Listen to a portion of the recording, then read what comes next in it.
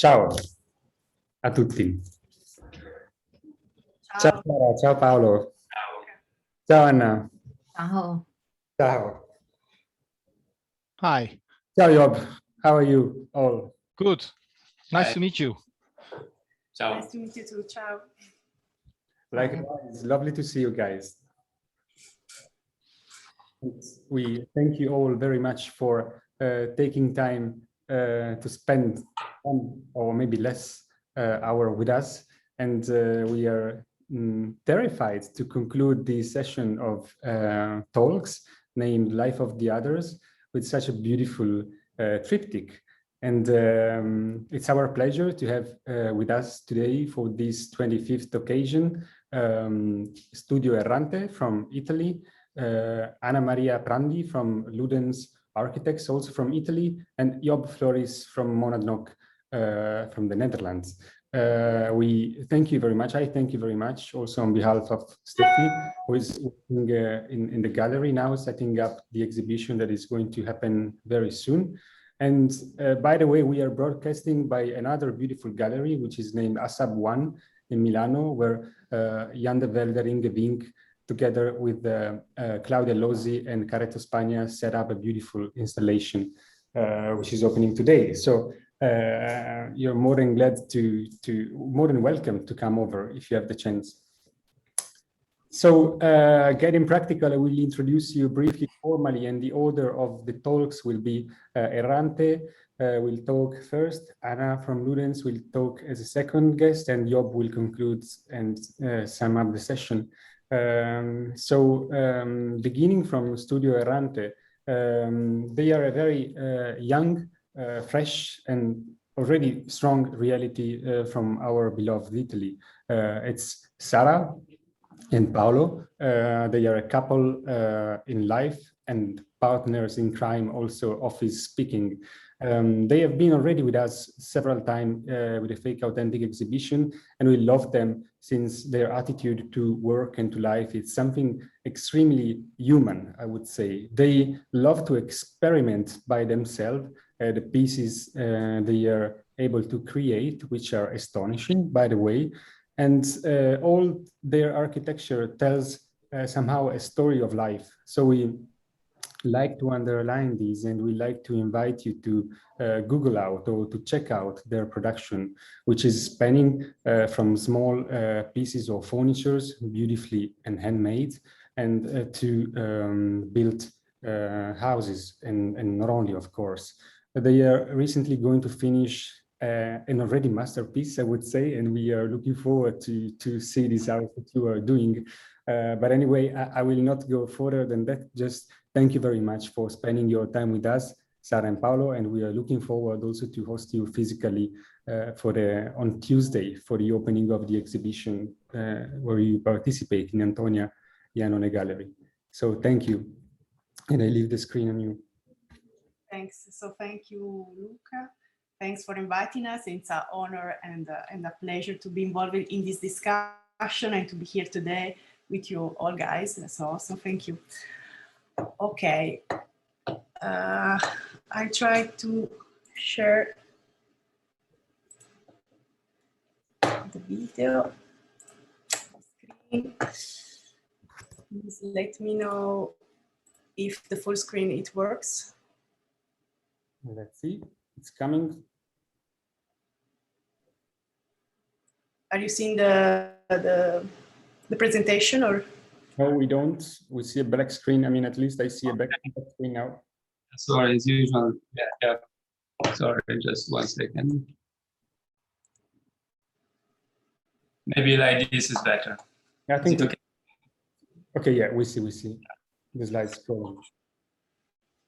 Okay. Okay. So.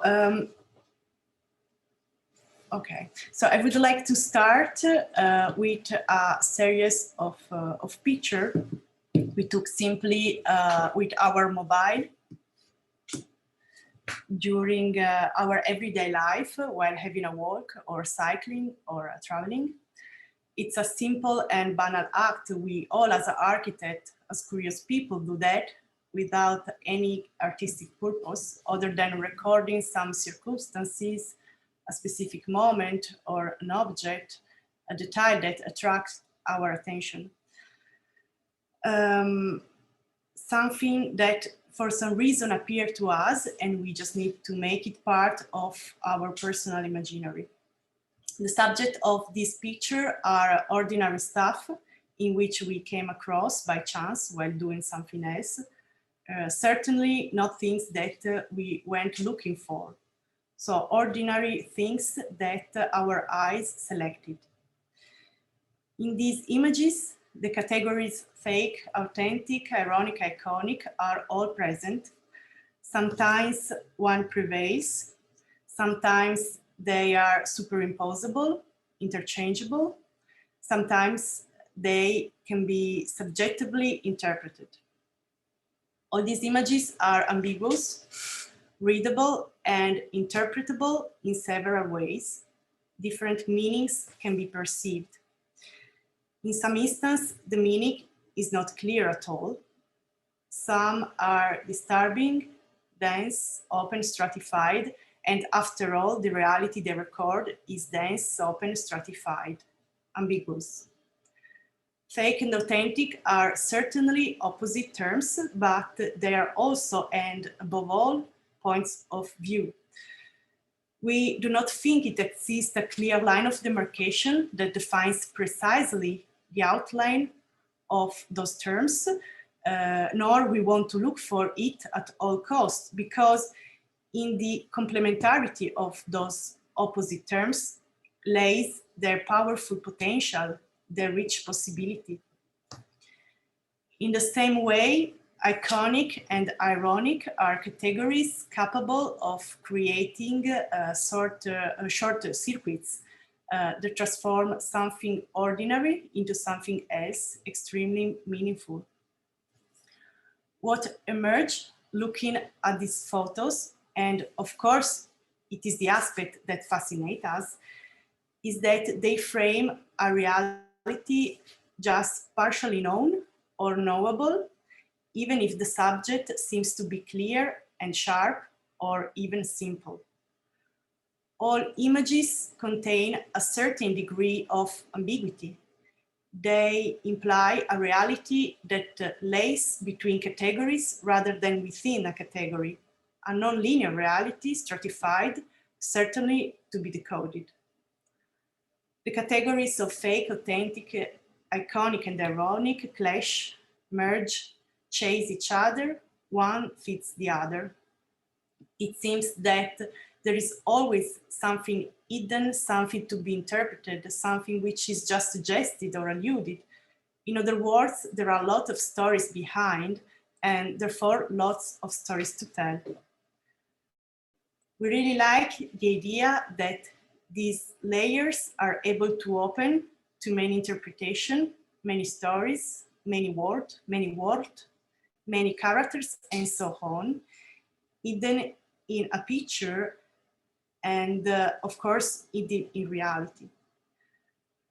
What we learned by this picture is the acceptance of reality as it is, whether you consider it complex or ordinary and banal.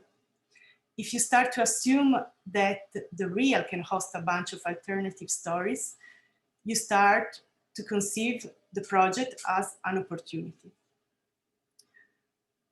Learning from and getting corrupted by reality, by ambiguity, by dirt, by the unfinished, by error, because corruptibility is something that brings higher level of meaning, of comprehension as well. It's a tool to understand reality itself, or a tool to change reality into something else.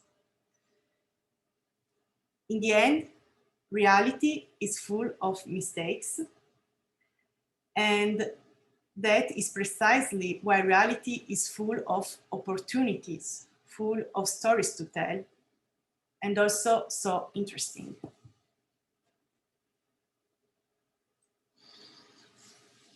So the construction site is the place of ambiguity. It's the moment we like the most, even if because it's a crucial and a very delicate moment of the project. All the expectations begin to take shape, the drawings begin to materialize in solid form, to come to terms with reality, but also with the limits of reality. You also begin to glimpse the similarities, proportions that you didn't expect. Precision often is something difficult to achieve. The building site is a kind of ruin in reverse, that instead of deteriorating over time, it builds up its integrity. Like a ruin in reverse, as the work continues, adding piece by piece, its form, the various forms it takes during this process, deteriorate until they disappear irretrievably. They are lost, they disappear, eaten, engulfed, enveloped by layer in the final form to which the building inexorably tends. In this process, unique images that allude to other unexplored possibilities, to unforeseen alternatives, to other encapsulated opportunities, alternate and replace each other. The construction site then becomes the place of the ambiguous, where anything can still happen, where the temporary form it takes on is something unforeseen or unpredictable. The construction site is the place of possibilities, of precarious equilibrium, of uncertainty, of ambiguity, where everything is explicit and nothing is definitely so. The construction site is a work, or rather a series of work in itself, an evolving and ephemeral work. It is therefore a fake, because it is full of distracting scaffolding, interweaving tie rods that embroider the bare floors with shadows, props that corrupt the intended composition, rudimentary asymmetries. It is a mask that covers the final form, but at the same time reveals bits of possible alternatives. The building site is a fake because it is dominated by time, which invests it and upset it. Nothing remains as it was. It will not last. It is a sketched image, a falsified image, a faceted image, a partial image, but it is also an authentic image, real, existing at that precise moment, reacting with light and shadows, with rain, with snow. Pillars stretched toward the sky for a week, concrete slabs that will be temporary tanks in which the rain will stop for an hour, in an ephemeral spectacle of reflections and refractions that multiply the spaces. It is a fake because it displays, as if on an operating table, the innards that animate it, the recesses of the foundations, the pipes and drains, the iron of the beams and pillars. It deliberately exposes them and breaks them, leaving them at the mercy of plastic sheets, scaffolding, and formwork planks. It will not be like that in the end.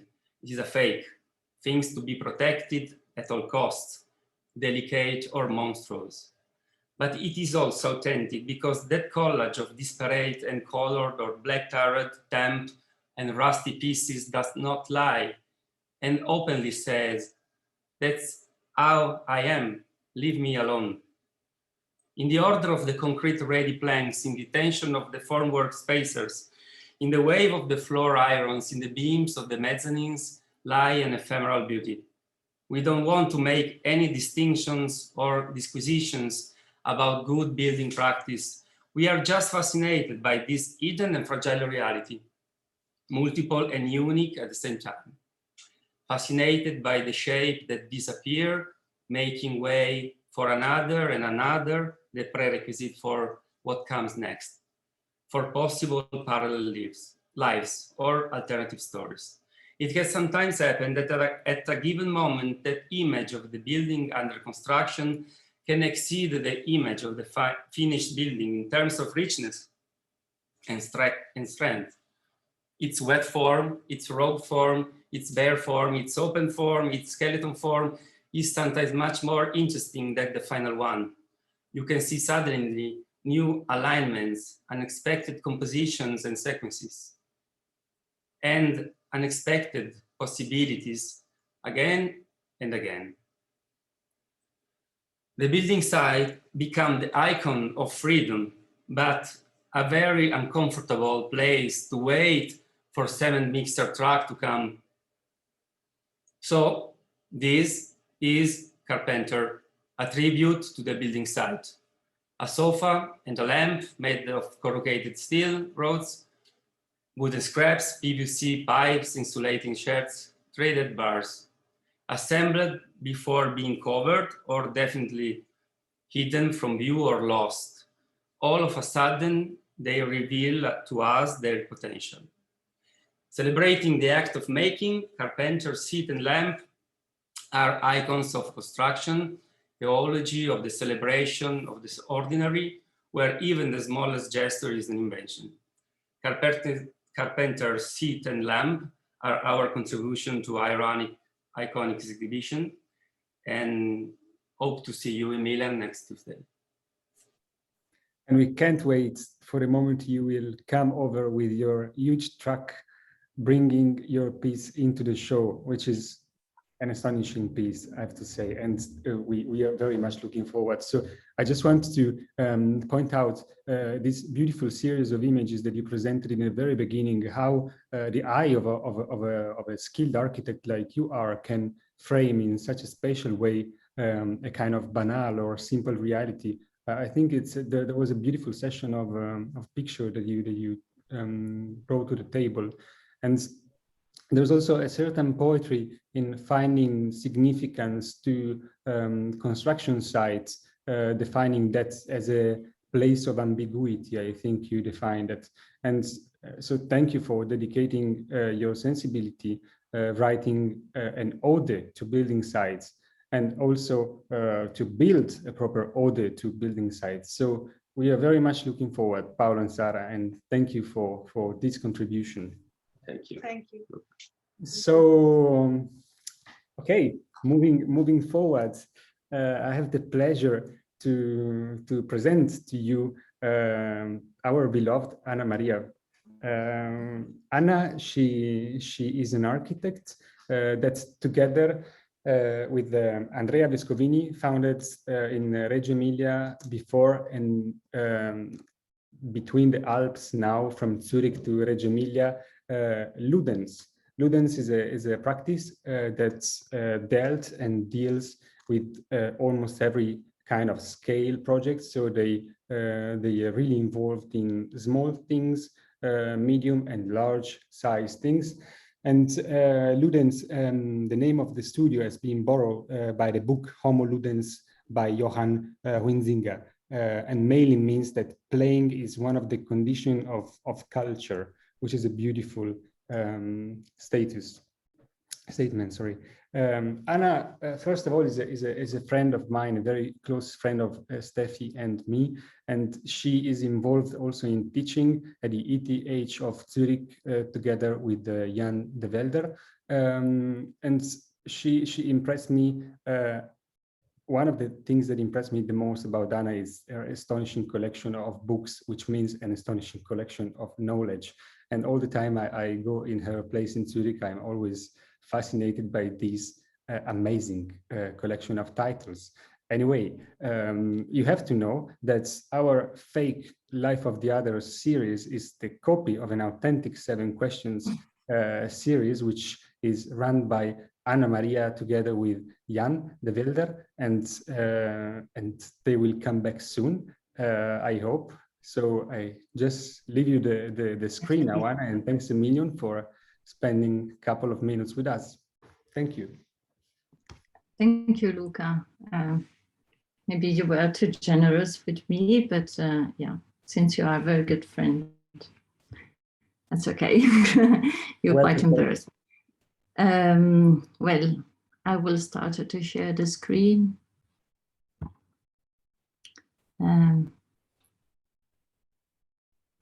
I hope you can see. We do. Can you see this, the screen? Yes. Okay. So first, I would like to thank Luca for his presentation, and together with Stefania, which is not here today, for asking us to take part of this amazing lecture series. We are also glad to be together with Errante and MONADNOCK, whose work we like very much. So yes, we work on different sides of the Alps, me and Andrea Vescovini. I live in Zurich now. Yeah, so the presentation of today is about words, rooms, and possibility. When we were asked by Luca and Stefania to argue about those words like authentic, fake, iconic, ironic, we realized they were not exactly words we used to refer to. And so we played a little bit with these words, and we found other words related to them. And those words, we talk about spaces, and we have named those spaces rooms. And the idea of possibility is always laying down those rooms or spaces. So since the context and the things that are before the project are very dear to us and important to us, and on this occasion, I would like to share with you the story behind the projects more than the project themselves. So the first word is authentic. We turn it into real. And it's about an article we recently wrote about Cini Boeri's work. And this article is called A Room of One's Own, which is a novel, a book by Virginia Woolf. It's not a novel, it's an essay. And it refers the poetic, let's say, of Cini Boeri to this famous essay. And it talks about freedom. So Cini Boeri has been an architect and a woman of her time and environment who knew how to free herself from limitation and to look ahead. In the early 60s, she opened her own office in Milano after having worked for about 10 years with Marco Zanuso, who you see here in the picture with her, who gave her at that time a warm encouragement on that occasion. He said, "You don't have the balls to work on your own." Well, this was not the only encouragement of this kind she received in the course of her life and career, because also Joe Ponti, that you see here on the left of this image together with her, terrified her with the difficulties of such consuming profession, one that is too hard for women, he said, and more suited to men. So anyway, she worked on her own and she settled down her office. And this is one of her first works. It's a house she designed in La Maddalena Island in the north of Sardinia.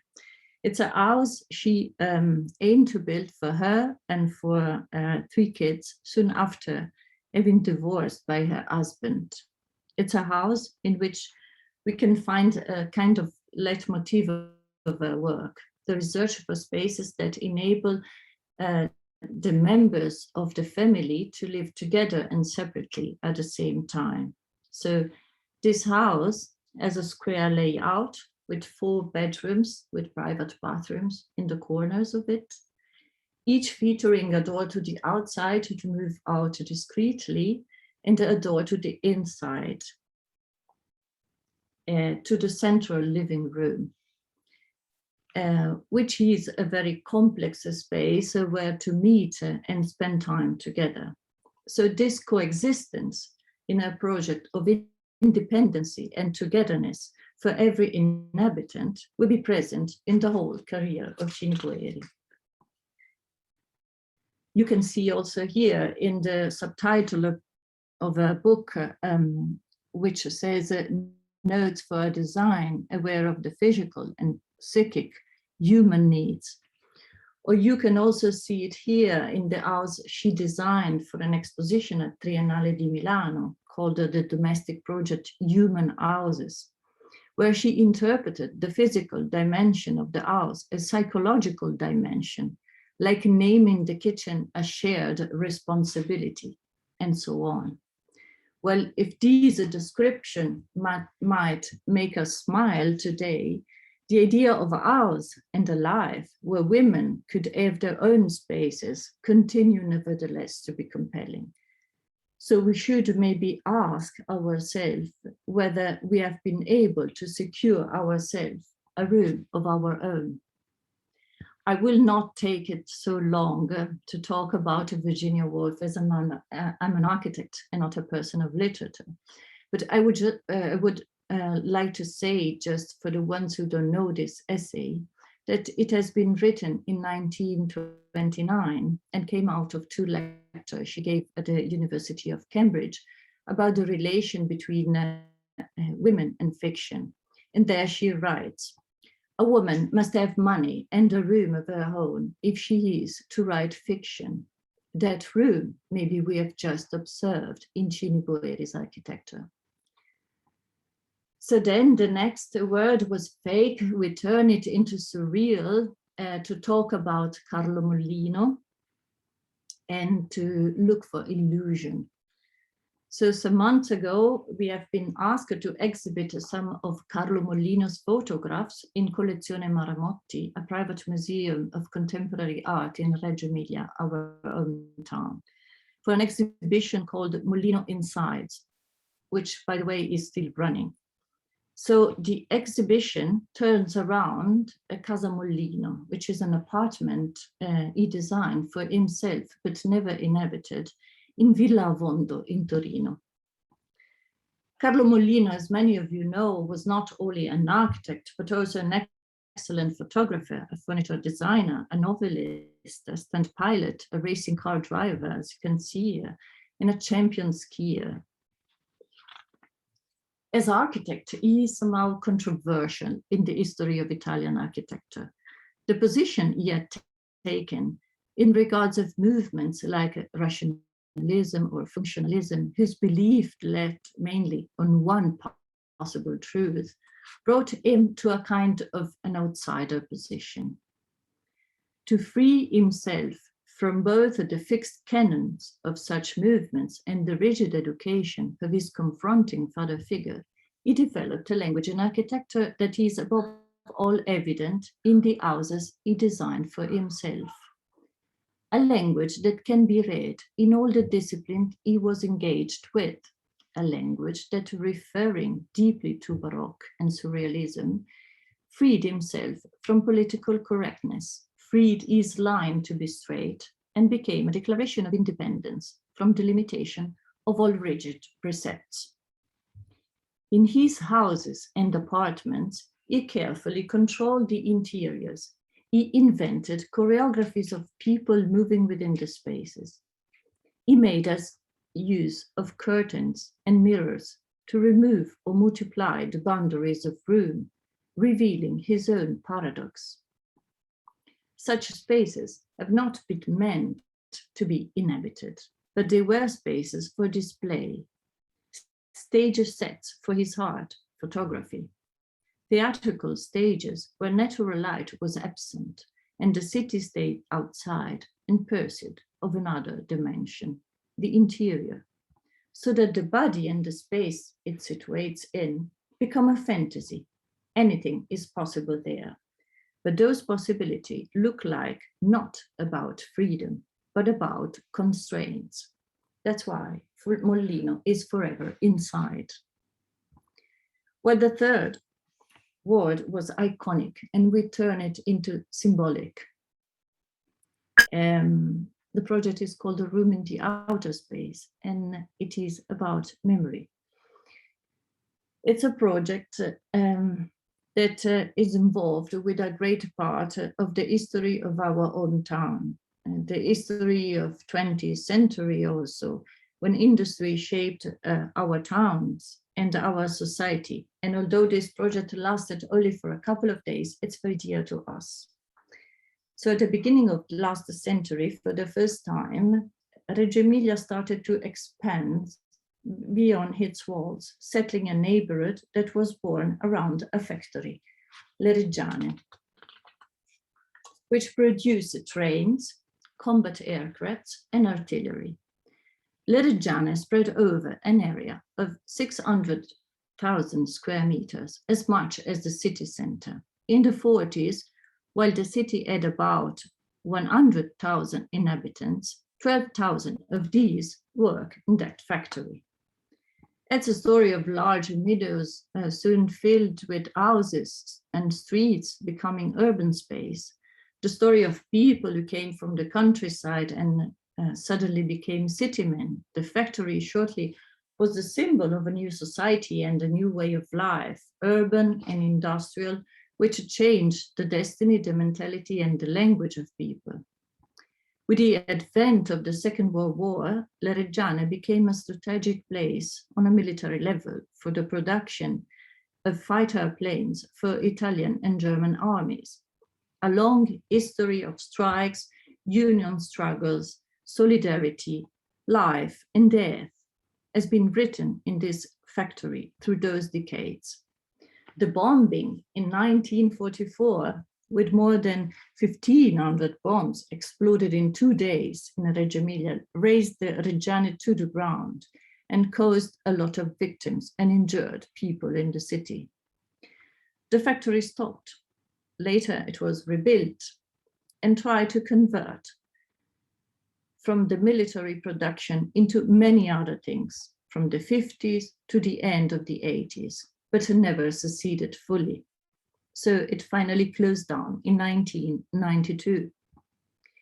In 2005, the municipality of Reggio Emilia decided to open the dismissed area to let people visit it before to start renewing it. On that occasion, we were asked to organize a setting for the open day. A long white sheet was surrounding the visiting area. Some existing stairs were placed to look over the sheet, where it was not possible to work for security reasons.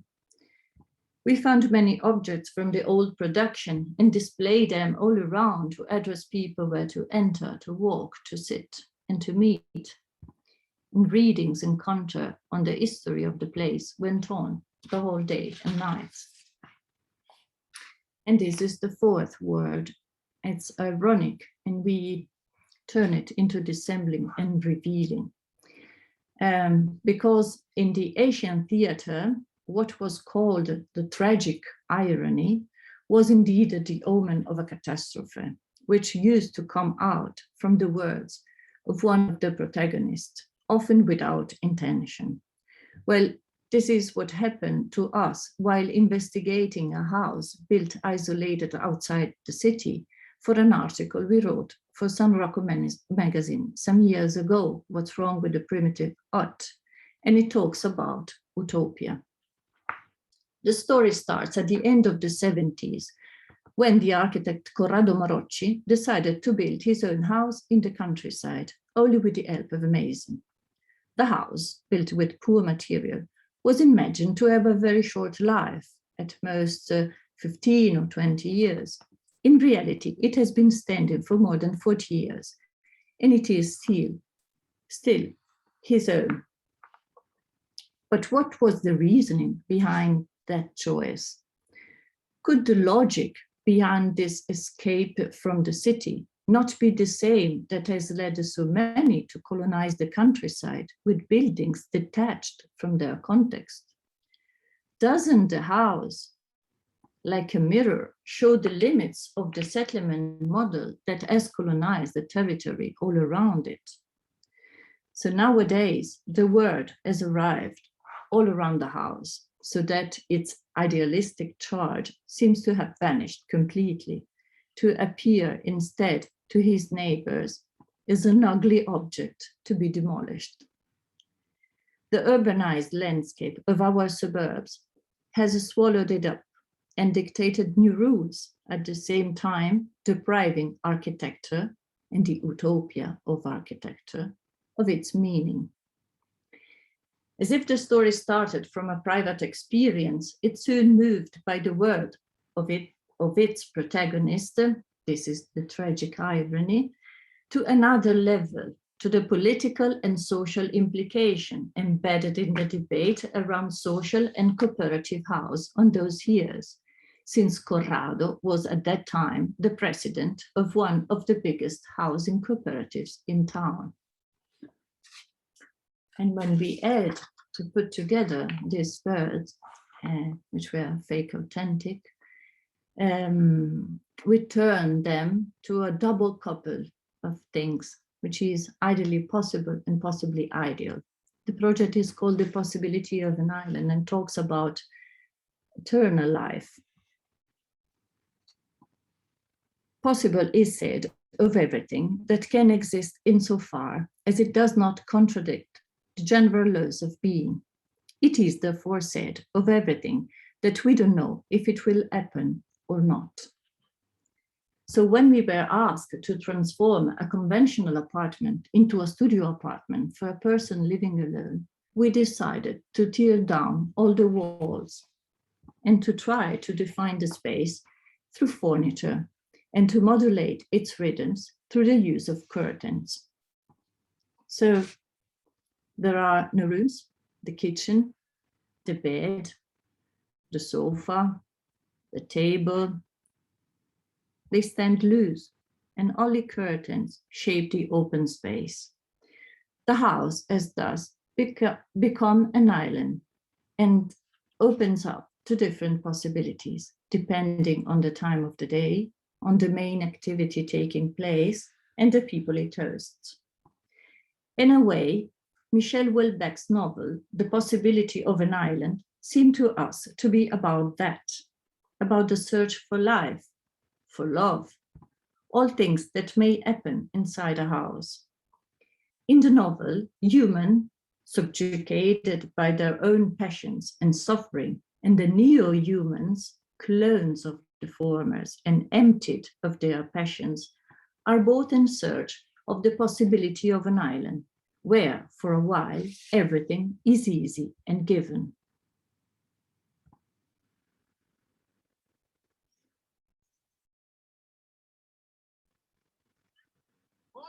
Prends ta place de fin. Déjà, assieds-toi.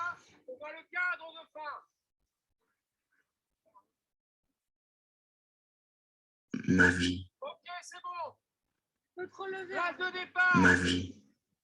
On va tourner. Ma très ancienne. Mon premier vœu mal refermé.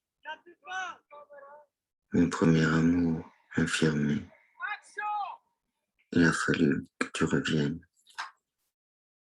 Il a fallu que je connaisse ce que la vie a de meilleur.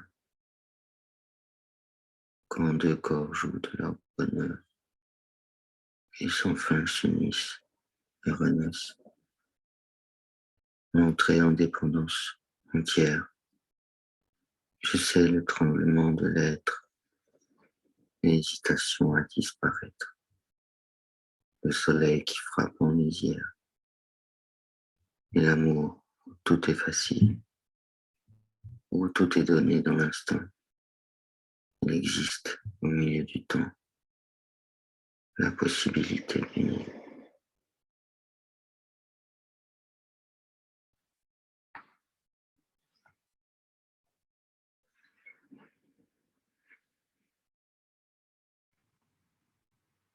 Well, thank you. Very much for your sensible and sharp contribution. I mean, I think it was a beautiful storytelling, and I also thank you for advising us concerning the next show we will present, which apparently will be FakeAuthentic, Real Surreal, so we don't have to do even the effort to think about a new theme. And no, jokes apart, I mean, it was a beautiful invention you did, referring also to such masterpiece like Cini Boeri, who unfortunately passed away a couple of years ago, and she was an unbelievable lady, I am sure, and Carlo Molino, and also your project. So just thank you for sharing all these with us. It was a pleasure to listen to you. Thank you, Luca. We will Thank see you very much. shortly in Zurich. Yeah, soon. Yeah. next week. Genau. Okay, dokie. Last but not least, to conclude this, this not only this session but this series, it's Job Floris from MONADNOCK. So Job, you have a special task to sum up all the series that has been done until now. So you are that's lucky guy. So. Just in the moment that I fell a bit silent because of the beautiful previous presentations that I am heavily inspired by, I feel happy and humble to be included in this series. Thank you for this. And I will start sharing my screen because I did prepare something. Please, we follow you. Let's go there. Let's go there. Can you see this properly? Perfectly, yes. Okay, good. So reflecting on fake, authentic, and authentic and fake, I was wondering how do these concepts relate to the everyday work of an architect? It's quite a mer à boire.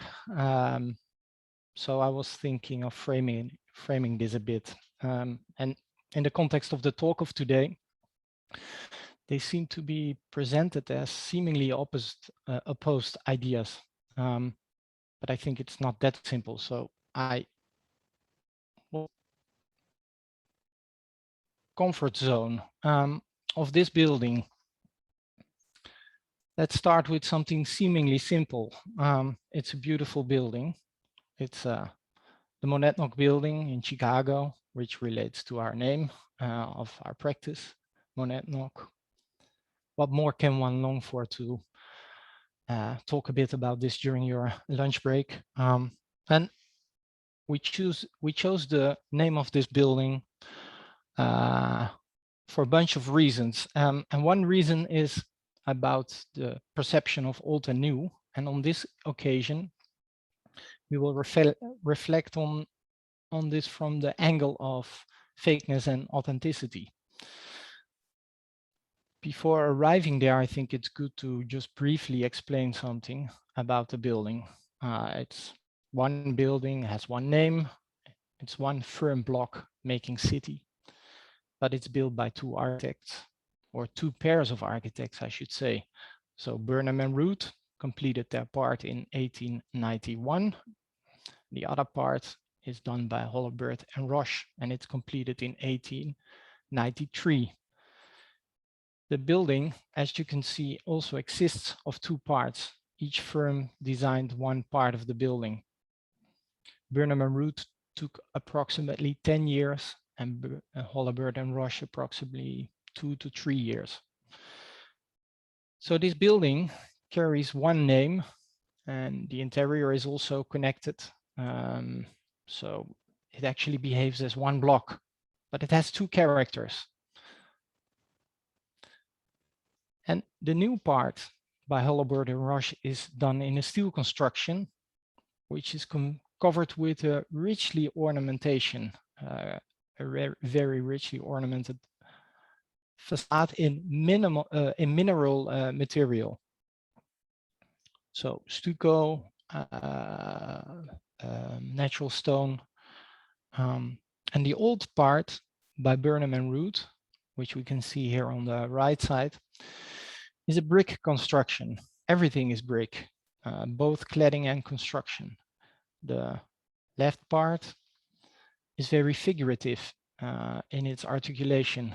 It is very readable and stands close to the conventions of, let's say, Greek architecture. While the older building is more abstract.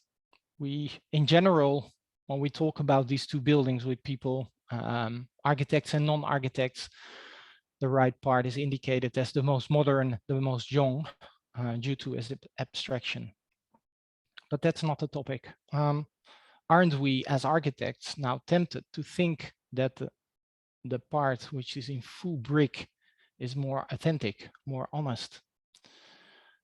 Compared to the oldest part, one might consider the new part, the steel, which is covered with all kinds of materials, to be fake. Now, if we reflect a bit longer on that, that would actually make the reality of our daily practice rather scarce and rather quite problematic, since most of the buildings we make, at least that we make in the Netherlands, are cladded and assembled and are existing of layers of materials brought together instead of made out of a single material due to contemporary production standards. Instead, wouldn't it be productive to allow ourselves an open approach to authenticity and fake architecture that makes narratives, spatial narratives? When building up an argument, an architectural argument, we should be able to make use of a wide range of tools, I would say, no matter whether these are fake or authentic, as long as they fit adequately and truthful to the architectural intentions. And I continue talking a bit longer about this building when we talk about iconic. The MONADNOCK building is also an iconic building. Look how slender and pronounced it is. It behaves like a tower, yet it is a slab. On one side, it's extraordinarily slender and tall. It clearly wants to be an extraordinary block in the cityscape of Chicago, as seen from this side. However, the block is also confirming the profile of the street. It confirms the urban grid of Chicago. It obeys to the urban rules. It's a building that makes a street. Iconic is nowadays often understood as loud and prominent, just to be visible in a constant stream of images that slaps us in the face every day. While let us start with the simple idea that being iconic should serve a purpose, a civic purpose. There are moments in the cityscape, in the city, and in the landscape, where a center of gravity, a point of attention is required and is appropriate. Besides, buildings with a strong identity tend to stay around and are containers of ideas and thoughts. One of the architects of this brick part of the MONADNOCK building, John Wellborn-Root, profoundly studied the architecture of the Egyptians. So he did not use the tropes of the standard Greek architecture. Now, why would he do such a thing? I'm very happy to be pointed to this question, to wonder about this. When we talk about irony and ironic, we completely get into trouble, of course. This is a project of ours. It's a small a building in a small town. The question was to enforce the identity of this small community. It's a rather rural area. And it appears as a stable, coherent block. The tower of this building is mainly a signal, a sort of billboard. It needs to perform on a great distance. But nearby, it's actually clear about its thin and perhaps artificial character. Now, some people think this is a rather nostalgic building. Some people think it's too new. Some people believe it serves a purpose, and other people think it's useless. Some people understand it as playful irony, and some people get offended by the same irony. While in my world, irony is something which I would consider as mild and refined, critical and constructive. Sarcasm and cynicism are clearly negative. And I also think that irony can be bonding in a conversation among people. And in architecture, it puts things in perspective by introducing a sense of humor and lightness. The attractive paradox in our practice is that irony is something to be taken seriously, not lighthearted at all. It requires pretty hard working to make it effective, to approach a proper, authentic irony. Thank you. Thank you, Job. I mean, it's true. Irony is something to be taken seriously, and I think it's absolutely one of the most interesting and needed characteristic of a human being. So really appreciate very much your talk and how did you refer to those beautiful examples that you brought to the table. I didn't know at all the building of Chicago until you start talking. I was knowing it immediately, and I'm very much curious to check out in a better way the joint between two parts. Exactly.